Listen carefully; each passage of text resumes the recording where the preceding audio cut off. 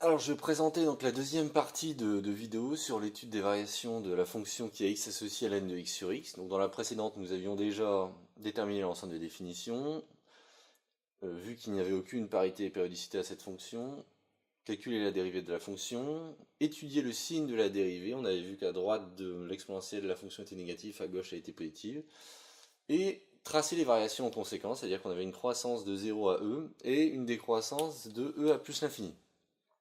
Donc maintenant la question c'est, la première question à se poser, c'est quelles sont les bornes, entre guillemets, quelles sont les valeurs limites, les valeurs remarquables de cette fonction.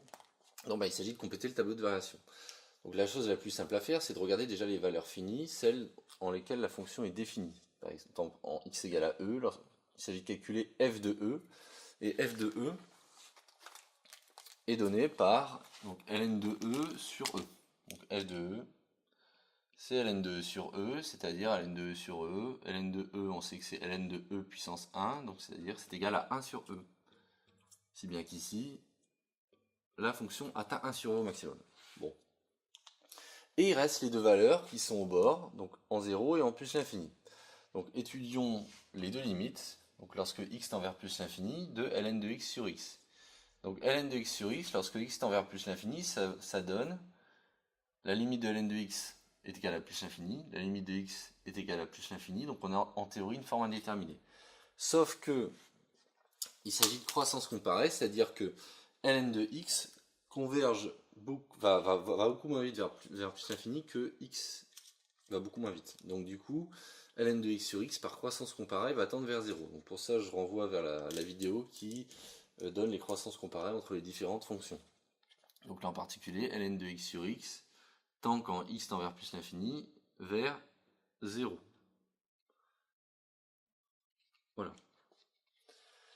Donc là on sait que la fonction va décroître et va être toujours positive. Elle va aller de 1 sur e à 0.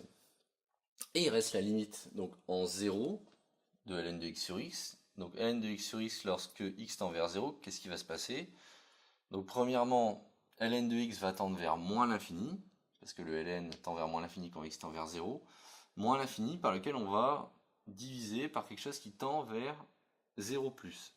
Lorsqu'on fait moins l'infini sur 0 plus, ça tend vers moins l'infini. Donc ce truc-là, lorsque x tend vers 0 plus, ça va tendre vers moins l'infini. Donc, on a fini par remplir notre tableau de variation, c'est-à-dire trouver toutes les valeurs caractéristiques de notre fonction. Il s'agit maintenant d'essayer de tracer cette fonction, d'essayer de tracer son allure. Donc pour ça, on va évidemment se servir des variations, mais aussi des valeurs remarquables qu'on a trouvées.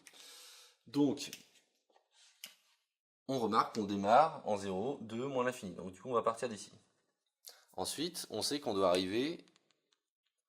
tendre vers 0 par ici. On sait par ailleurs que en x est égal à e, on est censé avoir donc une tangente horizontale à la valeur, donc f vaut 1 sur e, et la dérivée s'annule, donc on a une tangente horizontale en e. Donc grosso modo, notre fonction va croître jusqu'à e, puis décroître en passant de manière en ayant une tangente horizontale en e. Bon, allons-y, il ne nous reste plus qu'à la tracer.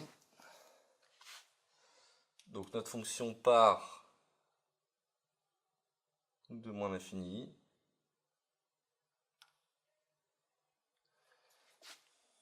Elle va donc croiser l'axe x égale à 0 lorsque ln de x vaut 0, c'est-à-dire en 1. Ici, elle va passer en 1, en x égale à 1. Elle va croître. Elle va venir passer de manière avec une tangente horizontale ici, puis elle va aller décroître jusqu'à plus l'infini.